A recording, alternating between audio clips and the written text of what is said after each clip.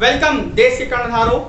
आज हम लोग इलेक्ट्रिकल कैपेसिटेंस पढ़ने जा रहे हैं। इलेक्ट्रिकल कैपेसिटेंस क्या है, इसका कॉन्सेप्ट पहले हम लोग बिल्डअप करते हैं, उसके बाद हम लोग इसको कंटिन्यू करेंगे।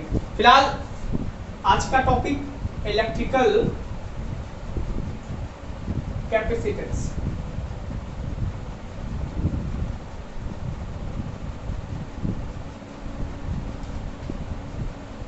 चलिए स्टार्ट करते हैं।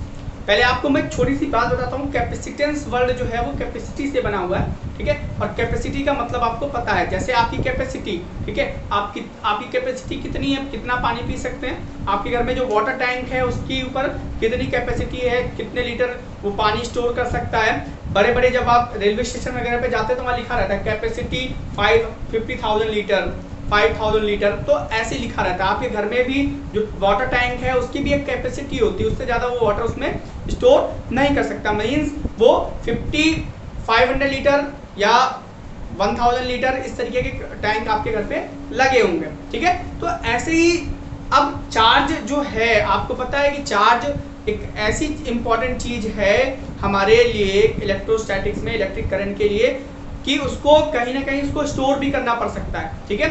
या कोई डिवाइसेस बनानी पड़ सकती है जो कॉन्टिन्यूअस चार्ज का फ्लो मेंटेन रखें। तो उसके लिए हमको कैपेसिटी की जरूरत होती है, मतलब ऐसे कंडक्टर की जरूरत होती है जो चार्ज को स्टोर कर सके। फिलहाल ये कॉन्सेप्ट आया लोगों के दिमाग में और उन्होंने कोशिश करी कि ऐसे कुछ मटेरियल बनाया जा सके, और कोशिश की उन्होंने कंडक्टर्स को लिया, और कंडक्टर्स को लेने के बाद उन्होंने सोचा कि कैसे उनमें चार्ज को स्टोर कर सकते हैं, ठीक है।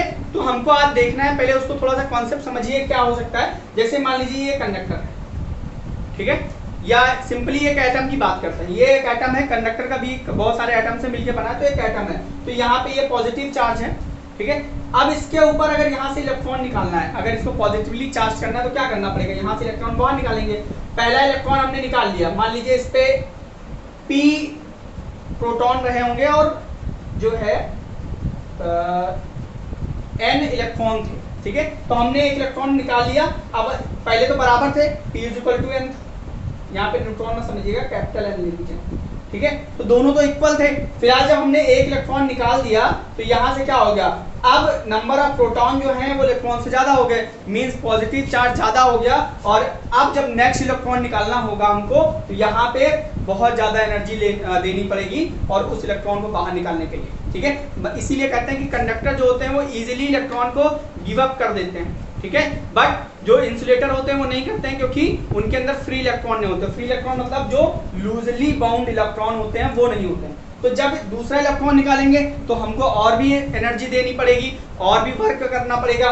तो जो वर्क हम लोग करेंगे कंडक्टर से, एटम से एक इलेक्ट्रॉन को निकालने के लिए, वो कंडक्टर के अंदर या एटम के अंदर इलेक्ट्रोस्टैटिक पोटेंशियल एनर्जी के फॉर्म में स्टोर हो जाएगा, और चार्ज भी स्टोर होगा। ध्यान से देखिएगा, क्या कौन सा चार्ज स्टोर हो रहा है, पॉजिटिव चार्ज, ठीक है। तो इसी तरीके से इसी कंडक्टर को अगर मान लीजिए पॉजिटिव चार्ज दे रहे हैं, फिलहाल ये मान लेते हैं कि ये कंडक्टर है और इसको पॉजिटिव चार्ज दे रहे हैं। अगर इस कंडक्टर को पॉजिटिव चार्ज दे रहे हैं कॉन्टिन्यूअसली, तो पहले एक प्रोटॉन हमने डाला, पहले तो न्यूट्रल था, कोई दिक्कत नहीं, आराम से एक्सेप्ट कर लिया, ठीक है। एक प्लस क्यू चार्ज डाला, फिर इसके बाद अगर और प्लस क्यू चार्ज हम लोग इसके अंदर डालेंगे तो क्या होगा, अब इसके अंदर पॉजिटिव चार्ज पहले से आ गया है, दूसरा पॉजिटिव चार्ज डालेंगे तो ये रिपेल करेगा इसको, ठीक है। ये रिपेल करेगा, इसको अंदर आने नहीं देगा, क्योंकि वो पहले से बैठा हुआ है, जिसके बारे में मैंने पहले ही आपको बताया। तो उसके लिए हमको थोड़ी सी मशक्कत करनी पड़ेगी, जबरदस्ती इसको अंदर डालना पड़ेगा। जब उसको हमने डाल दिया, फिर और चार्ज, जैसे जैसे इसके अंदर चार्ज स्टोर होता जाएगा हमको और ज्यादा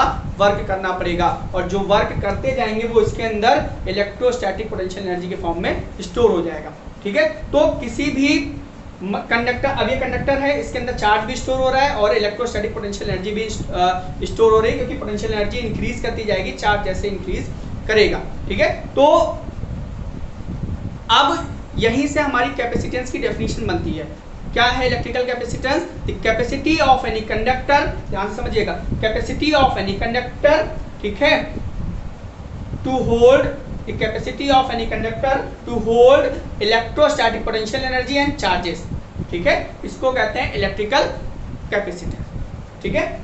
the capacity of any conductor to hold electrostatic potential energy and electric charge is called electrical capacitance, ठीक है।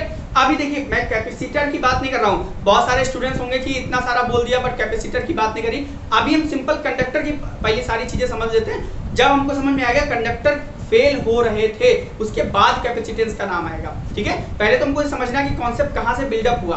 कैपेसिटर तो बहुत दूर की बात है, स्टार्टिंग तो यहाँ से होगी। फिलहाल इलेक्ट्रिकल कैपेसिटेंस की डेफिनेशन आपको समझ में आ गई होगी। आप देखिए, जब किसी भी कंडक्टर को, कॉन्सेप्ट समझ गए होंगे, जब किसी भी कंडक्टर को अगर Q चार्ज देते हैं, मान लीजिए आइसोलेटेड कोई कंडक्टर है, आइसोलेटेड मतलब बिल्कुल अलग है, उसके अंदर कोई भी फील्ड वगैरह नहीं है, उसको अगर Q चार्ज देते हैं तो उसके पोटेंशियल में भी चेंज होगा, है ना? क्यों नहीं होगा? V इक्वल टू फॉर्मूला क्या है, 1/4πε0 Q/r। जरा देखिए, पहले चार्ज जीरो था तो पोटेंशियल जीरो था, जब चार्ज Q हमने उसको प्रोवाइड किया तो उसका पोटेंशियल V हो गया। ये कंडक्टर के पोटेंशियल का फॉर्मूला है। ठीक है, तो चार्ज देंगे तो पोटेंशियल भी इंक्रीज करेगा, जितना ज्यादा चार्ज इंक्रीज करेगा उतना ही पोटेंशियल इंक्रीज करेगा। जरा देखो ध्यान से, इस फॉर्मूले पे आओ, यहाँ पे देखो, ये सारी चीजें अगर कांस्टेंट करते हैं, R उसका डायमेंशन जो है किसी भी फॉर्म का हो, वो डायमेंशन उसको कांस्टेंट करते हैं तो V is proportional to Q हो जाएगा या Q is proportional to V हो जाएगा। देखिए सेम चीज आ गई। ठीक है, अब जब ये चार्ज देते जाएंगे उसका पोटेंशियल चेंज होता जाएगा तो क्या होगा, Q is proportional to V होगा। यहां से जब प्रोपोर्शनलिटी साइन हटेगा तो एक कांस्टेंट आएगा C। इस C को ही बोलते हैं इलेक्ट्रिकल कैपेसिटेंस। Electrical capacitance. ठीक है, फिर C की डेफिनेशन क्या होगी, Q/V। इलेक्ट्रिकल कैपेसिटेंस की और डेफिनेशन बनाते हैं। देखिए C अगर V इज इक्वल टू 1 करते हैं, 1 वोल्ट, ठीक है, तो C इज इक्वल टू क्या मिलेगा हमको, Q। ठीक है, तो क्या बनेगी definition, electrical capacitance of a conductor. देखिए ध्यान से, यहां से डेफिनेशन बना सकते हैं। Electrical capacitance of a conductor is defined as charge given to the conductor when change in potential is 1 volt. When change in potential is 1 volt. Electrical capacitance of a conductor is defined as charge given to conductor when change in potential, electrical potential is 1 volt. ठीक है, तो ये आपकी definition हो गई। फिलहाल ये capacitance जो हम लोग पढ़ रहे हैं, इलेक्ट्रिकल कैपेसिटेंस, इसकी हेल्प से ही हम लोग कैपेसिटर पढ़ेंगे। और कैपेसिटर हमारे लिए बहुत ज़्यादा इंपॉर्टेंट है। इलेक्ट्रिकल फैन जिसके नीचे बैठ के आप शायद वीडियो देख रहे होंगे, वो भी इलेक्ट्रिकल कैपेसिटर की हेल्प से ही चल रहा है। मोबाइल के अंदर भी बहुत सारे सर्किट बने हुए हैं, आपको दिखेंगे नहीं, स्मॉल कैपेसिटर्स होते हैं जिनकी हेल्प से आपका मोबाइल चल रहा है। कैपेसिटर बहुत इंपॉर्टेंट है हमारे लिए। आगे चल के हमको कैपेसिटर के बारे में पढ़ेंगे, AC सर्किट में भी पढ़ेंगे capacitor, LCR circuit, LC circuit, ऐसे सर्किट्स। फिलहाल जितने भी इलेक्ट्रिकल डिवाइसेस हैं, इलेक्ट्रॉनिक डिवाइसेस हैं, उसमें कहीं ना कहीं कैपेसिटर का रोल होता है। ठीक है, इसलिए इसको जरूर ध्यान से पढ़ते चलिएगा। ठीक है, आगे चल के अगर आप कभी इंजीनियरिंग वगैरह में जाते हैं, इलेक्ट्रिकल इंजीनियरिंग या इलेक्ट्रॉनिक्स में, तो आपको कैपेसिटर की बेसिक कॉन्सेप्ट आपको जानना जरूरी है। ठीक है, फिलहाल ये हो गई इलेक्ट्रिकल कैपेसिटेंस की डेफिनेशन, आप बना के लिख सकते हैं। अब आते हैं यूनिट की बात करते हैं। देखिए किसी भी, एक पॉइंट अभी नोट कर लीजिए, किसी भी कंडक्टर का पोटेंशियल एक लिमिट से ज्यादा नहीं बढ़ाया जा सकता। इसको नोट डाल के लिख लीजिए। ठीक है, नोट डालिए और बिल्कुल 2000 का नोट एकदम कड़क, एकदम बचा के रखिएगा इसको। क्या नहीं कर सकते, किसी भी पोटेंशियल, किसी भी कंडक्टर का पोटेंशियल एक लिमिट से ज्यादा इंक्रीज नहीं कर सकते। क्यों? क्योंकि अगर इंक्रीज करेंगे तो जो चार्ज होगा वो इन्वायरमेंट में लीक करने लगता है। ठीक है, बेसिक, ठीक, इन्वायरमेंट में सारा का सारा चार्ज लीक कर जाएगा, इसलिए उसकी कैपेसिटेंस, उसके पोटेंशियल को नहीं बढ़ाया जा सकता है। ठीक है, इसलिए आपको ध्यान रखना है। सीधी सी बात है, टंकी में पानी अगर ज्यादा भरेंगे एक लिमिट से ज्यादा तो क्या होगा, इन्वायरमेंट में मतलब बाहर लीक करेगा, बाहर फैल जाएगा। ठीक है, सेम यही चीज कंडक्टर के साथ भी होता है। ठीक है, तो अब इसकी यूनिट क्या होगी, देखिए यूनिट आपको निकालना आता है। यहाँ देखिए कैपेसिटर की कैपेसिटेंस की यूनिट क्या होगी, चार्ज यूनिट होती है कूलम और पोटेंशियल की होती है वोल्ट। तो पहली यूनिट आपको मिल गई coulomb per volt, coulomb per volt. ठीक है, ये पहली यूनिट, इसी को फैरेड कहते हैं, इसी को फैरेड कहते हैं, कैपिटल F से इसको डिनोट किया जाता है। और ये जो 1 फैरेड है ये बहुत बड़ा है, बहुत बड़ी यूनिट है। आपके घर में जो फैन लगते हैं ना, उनकी कैपेसिटी भी, उनमें फैन होते हैं, उनके अंदर भी जो कैपेसिटर होता है ना, उनकी कैपेसिटी भी 4, 5, 2 माइक्रोफैरेड से लेके आपके करीब 5 माइक्रोफैरेड तक के ही कैपेसिटर यूज किए जाते हैं फिलहाल। ठीक है, तो इसकी कैपेसिटी मतलब बहुत ज्यादा है फैरेड। अब देखिए जरा ध्यान से, इसके बाद ये बहुत बड़ा यूनिट है, इसलिए हम लोग इसके साथ में और भी यूनिट यूज करते हैं, जैसे 1 farad is equal to 10⁻⁻6 microfarad, ये यूज होगा। 1 farad is equal to 10⁻+9 nanofarad और +12 पिकोफैरेड। ठीक है, तो ये कन्वर्जन फैक्टर आपको पता होंगे, नहीं पता है तो आप जाके यूनिट सिस्टम का एक वीडियो होगा, आप वहां से देख के इसको समझ सकते हैं। ठीक है, तो ये बेसिकली इसकी यूनिट हो गई।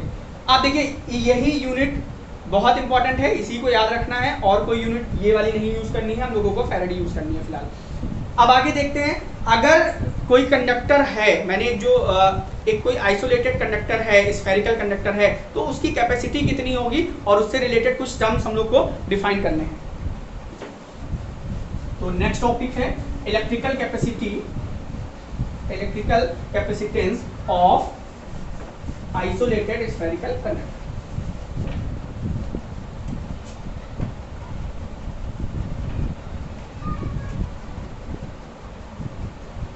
इलेक्ट्रिकल कैपेसिटेंस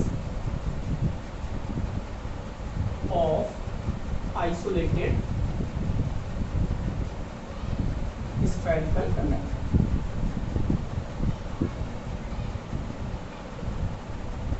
चलिए, अगर कोई स्फेरिकल कंडक्टर है तो या उसके वो जितना भी चार्ज दिया जाएगा वो सारा का सारा सेंटर पे जो है वो सरफेस पे फैल जाएगा, जिसके बारे में मैंने डिस्कशन किया था गॉस लॉ में। ठीक है, तो जो चार्ज है उसको अगर हम सेंटर पे कंसंट्रेटेड मान लें तो उसकी वजह से जो पोटेंशियल आएगा, जरा ध्यान से देखिएगा, पोटेंशियल, अगर ये कंडक्टर है, इसकी रेडियस हम लोग मान लेते हैं ए मान लेते हैं, ए है। ठीक है, तो potential due to spherical conductor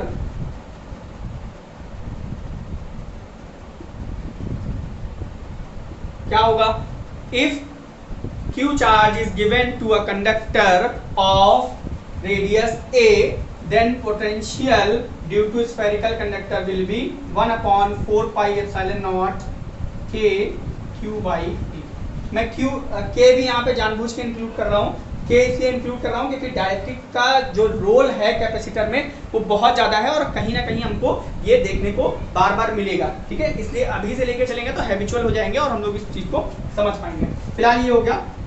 अब इलेक्ट्रिकल कैपेसिटेंस डिफाइंड एज, ये तो पोटेंशियल निकाल लिए, अब कैपेसिटेंस क्या होगा, इलेक्ट्रिकल कैपेसिटेंस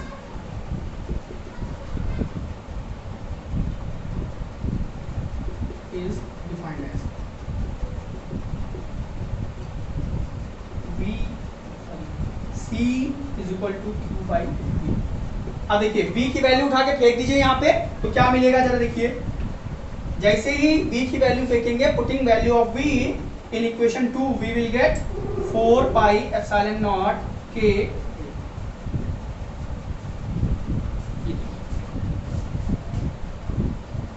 ठीक है, अब यहाँ से कुछ इंपॉर्टेंट रिजल्ट निकल के आने वाले हैं। जो इंपॉर्टेंट रिजल्ट हम लोग निकालने जा रहे हैं, ये तो हमने निकाल लिया कैपेसिटेंस का, जो इंपॉर्टेंट रिजल्ट निकल के आने वाले हैं वो 1 मार्क्स के एमसीक्यूज और आपके बेसिक कॉन्सेप्ट के लिए बहुत ज्यादा इंपॉर्टेंट है। ठीक है, तो पहला जो पार्ट निकल के आ रहा है वो ये निकल के आ रहा है, इंपॉर्टेंट रिजल्ट।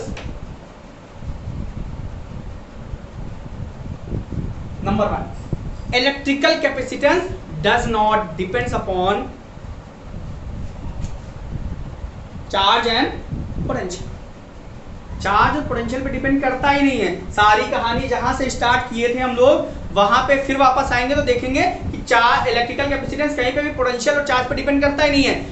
एक बढ़ेगा तो दूसरा बढ़ेगा, दैट इज वहां पे वो दोनों आपस में चेंज हो सकते हैं, बट कैपेसिटेंस जो होगा वो हमेशा कांस्टेंट रहेगा फॉर गिवन पर्टिकुलर कंडक्टर। ठीक है, तो C does not depend upon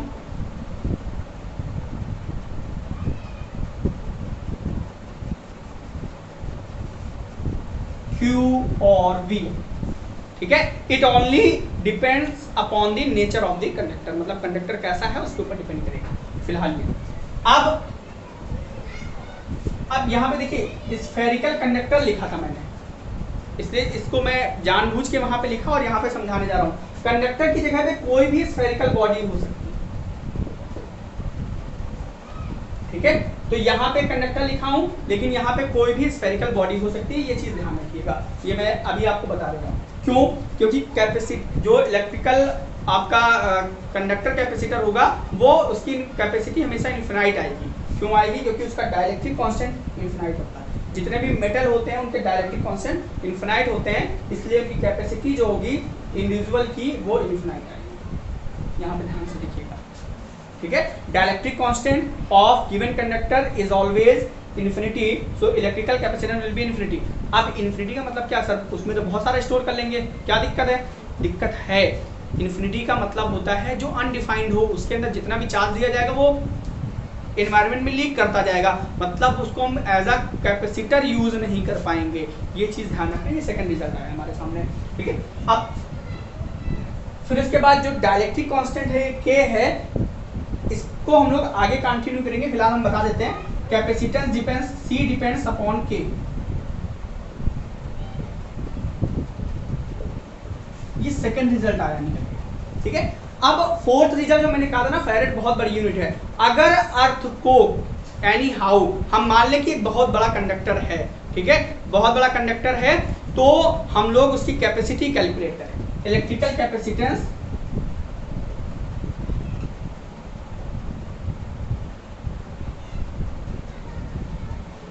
of earth, यहां पे आप लिख सकते हैं इफ इट इज कंसीडर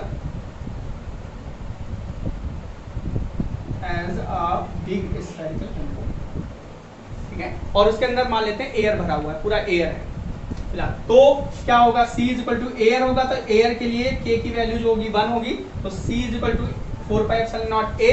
अब देखिए A अर्थ की रेडियस, अर्थ की रेडियस आपको पता है कितनी होती है, क्या होती है? 6.4 × 10⁶ मीटर, ठीक है।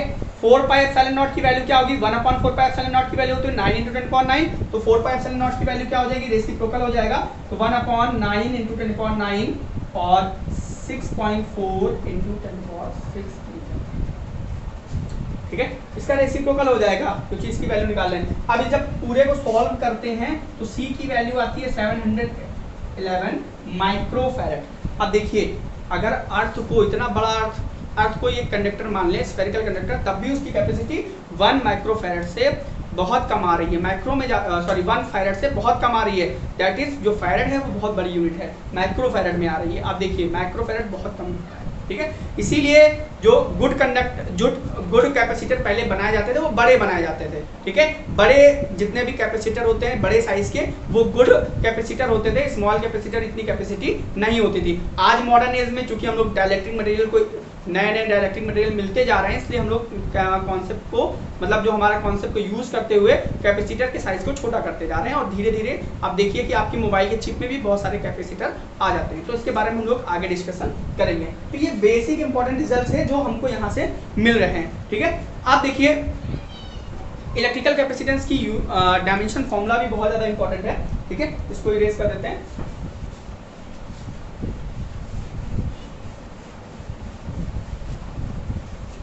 वो भी देख लेते हैं, फिर उसके बाद आगे बढ़ते हैं। Dimension formula of C। देखिए C इज इक्वल टू क्या मिला? Q/V। तो Q का डायमेंशन फॉर्मूला क्या होगा? AT। और V का डायमेंशन फॉर्मूला क्या होता है? आपको याद होगा ml2T - 3 A - 1। Am I right? ml2T - 3 A - 1। ये ऊपर जाएगा तो C इज इक्वल टू क्या मिलेगा? m - 1 L - 2 T2 T4 और ये आ गया आपका। अभी तक सारा डिस्कशन हम लोग सिंगल कंडक्टर के बारे में कर रहे थे। अगर मान लीजिए दो कंडक्टर्स हैं, दोनों को आपस में ज्वाइन कर देते हैं, ठीक है, तो क्या होगा? What happen on joining two conductors, ठीक है। तो सबसे पहले बेसिकली हम लोगों को समझना है कि क्या क्या चीजें होने वाली हैं, ठीक है। जब ये कंडक्टर है जिसपे चार्ज Q1 है पहले से, और दूसरे पे Q2 चार्ज है, और इसकी कैपेसिटी C1 है, दूसरे की C2 है, और पोटेंशियल जो है दोनों का V1 एंड V2 है रेस्पेक्टिवली। फिर इन कंडक्टर को आपस में ज्वाइन कर दिया, एक वायर से हमने ऐसे जोड़ दिया। अब देखिए क्या होगा कि इससे चार्ज जिसमें ज्यादा होगा उससे कम वाले में चार्ज आपको ट्रांसफर होगा, ठीक है। जैसे पानी की टंकी है, एक में ज्यादा पानी है, एक में कम है, और उनको आपस में अगर पाइप से जोड़ देते हैं तो क्या होगा कि पानी जो है आपका बड़ी जिसमें ज्यादा है उससे कम वाले में जाएगा, ठीक है। तो सेम चीज यहाँ पे भी है, चार्ज जो है वो ज्यादा से कम की तरफ जाएगा, बाद में चार्ज हो गया Q1 डैश और Q2 डैश, दोनों को जोड़ने के बाद। अब चार्ज कब तक जाएगा दोनों में? चार्ज तब तक जाएगा जब तक दोनों के पोटेंशियल सेम ना हो जाए, मतलब दोनों का पोटेंशियल जो होगा वो कॉमन हो जाएगा, ठीक है। तो बेसिकली आपको ये समझना है कि जो चार्ज है, total charge before joining and total charge after joining always remains same. ये ध्यान रखिएगा कि चार्ज जो है बिफोर ज्वाइनिंग और आफ्टर ज्वाइनिंग दोनों केसेस में चार्ज जो है वो चार्ज कंजर्वेशन लॉ को फॉलो करेगा, ठीक है। तो पहली चीज रीडिस्ट्रीब्यूशन ऑफ चार्ज अगर हम डिस्कस बात करें,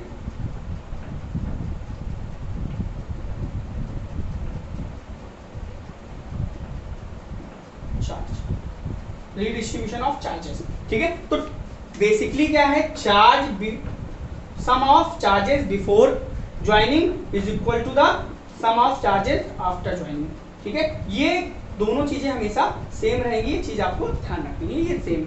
अब बात करते हैं कि चार्ज कितना डिस्ट्रीब्यूट होगा, एक से दूसरे में कितना जाएगा, ये डिपेंड करेगा उसकी कैपेसिटी पे। कैसे? देखिए चार्ज आफ्टर चार्ज ऑन, ये फर्स्ट है ये सेकंड है, charge on first conductor after joining, तो क्या हो जाएगा Q1 dash is equal to C1V। C1 पहले की कैपेसिटी चेंज नहीं होगी, ध्यान रखिएगा, पहले ही बता चुका हूं कैपेसिटी चार्ज और पोटेंशियल पे डिपेंड नहीं करती है। तो Q dash is equal to Q1 dash is equal to C1V। Similarly दूसरे पे चार्ज जो हो जाएगा, charge on second conductor Q2 dash C2V। आप देखिए जब नोट्स बनाएंगे तो आप ये चीज ध्यान रखेंगे, जो बोलते हैं सेंटेंस उसको जरा लिखा करिए, ठीक है, प्रैक्टिस में रखना है। अभी हम इसलिए नहीं लिख रहे हैं ताकि हम लोग शॉर्ट में जल्दी से ज्यादा चीजें कवर कर सकें। तो देखिए अब दोनों को अगर डिवाइड कर दें, रेशियो निकालें, तो Q1 dash upon Q2 dash will be C1 C2V। अब देखिए V और V आपके कैंसिल आउट हो जाएंगे क्योंकि दोनों सेम है, कॉमन पोटेंशियल दोनों का सेम है। फिलहाल Q1 dash upon Q2 dash is equal to C1 upon C2। मतलब redistribution of charges will take place in the ratio of capacitance of the given conductors, ठीक है, ये लाइन आपको लिखना है। redistribution of charges will be take place in the ratio of capacitance of given conductors, ये line आपको यहाँ पे लिखनी चाहिए, ठीक है। अब ये तो चार्ज का बात हो गई, डिस्ट्रीब्यूशन हो गया कैसे हुआ। अब बेसिकली बात करते हैं कॉमन पोटेंशियल कितना क्रिएट होगा, ठीक है। तो कॉमन पोटेंशियल क्या होगा,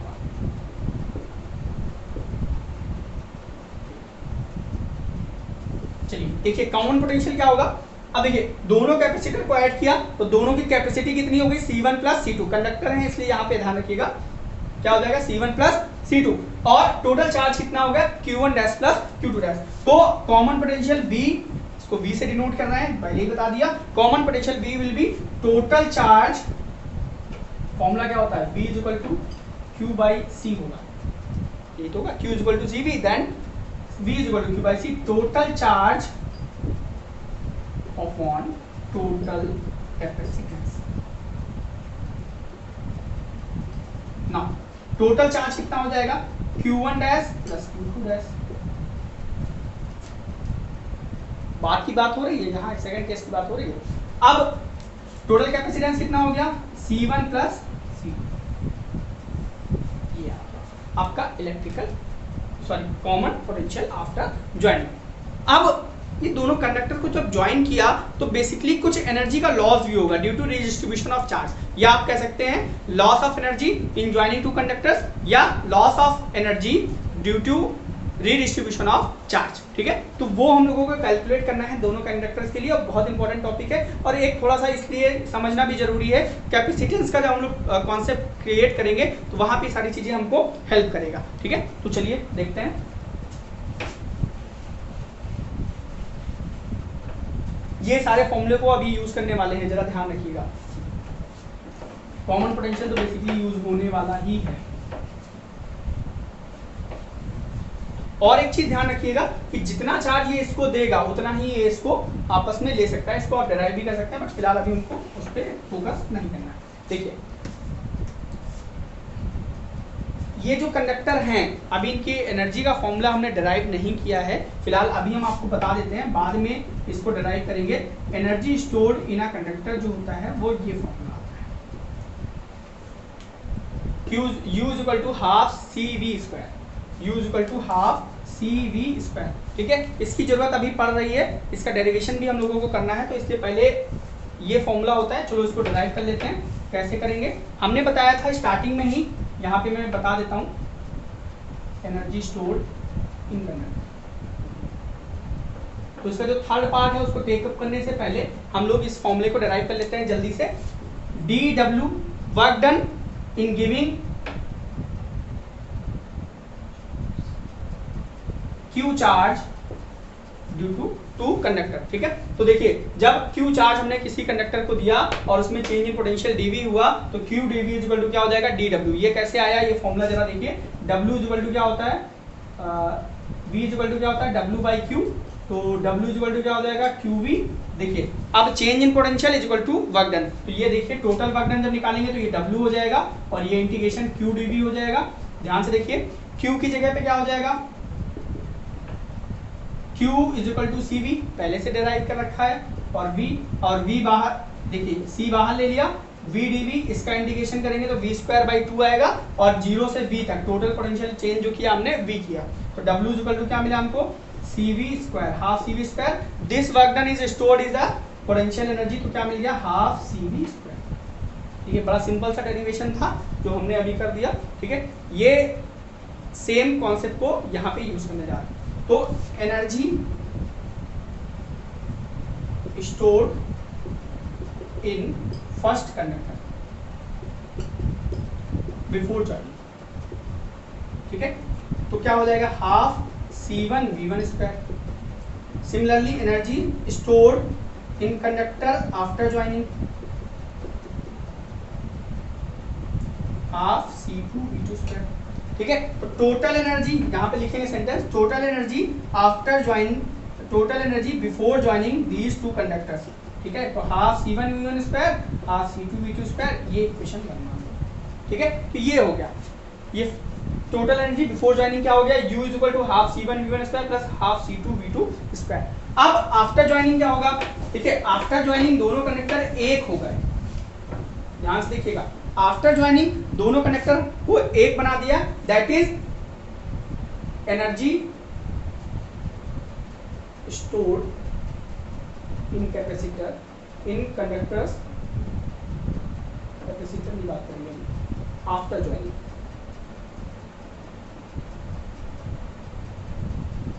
तो क्या होगा, चलो बताइए, यू डैश, बात की एनर्जी कितनी हो गई, half C1 V square plus x1, total capacity कितना हो गया, हाफ C1 प्लस C2 और V स्क्वायर। देखिए दोनों की टोटल कैपेसिटी हो जाएगी C1 प्लस C2, और पोटेंशियल जो है दोनों का कॉमन है V है। ठीक है, अब देखिए V का एक फॉर्मूला अभी जो डिराइव किया था वो वैल्यू उठा के आप देखिए, ये कॉन्सेप्ट कैसे है, अगर Q1 कॉमन पोटेंशियल की वैल्यू रखी हमने, Q1 dash plus Q2 dash लिखा था, और ये इक्वल टू है Q1 प्लस Q2। अब देखिए Q1 इज इक्वल टू क्या होगा, C1 V1, और Q2 इज इक्वल टू क्या होगा, C2 V2। ठीक है, तो ये वैल्यू उठा के यहाँ पे हम लोग रख सकते हैं फिलहाल, और आगे देखते हैं। इस पूरे का होल स्क्वायर होगा, यहाँ से लिखिए यहाँ तक, और एक टर्म देखिए ये होल स्क्वायर है इसलिए ये इससे कैंसिल आउट हो जाएगा, और हमें जो मिलेगा वो इस तरीके से मिलेगा, U dash equal to half C1 V1 plus C2 V2 का whole square upon C1 plus. ठीक है, ये वैल्यू मिली। अब हमको change in energy, loss in energy, मैंने पहले ही बताया क्या होगा, इस टॉपिक का नाम क्या है, loss in energy due to redistribution of charges. ठीक है, तो अब देखिए लॉस इन एनर्जी क्या आएगी, लॉस इन एनर्जी का मतलब है कि एनर्जी लॉस हो रही, पहले वाली ज्यादा है, ये ज्यादा है, ये वाली कम है, इसको इक्वेशन 2 मान लो। ठीक है, और क्या मिलेगा हमको, delta U is equal to U minus U dash.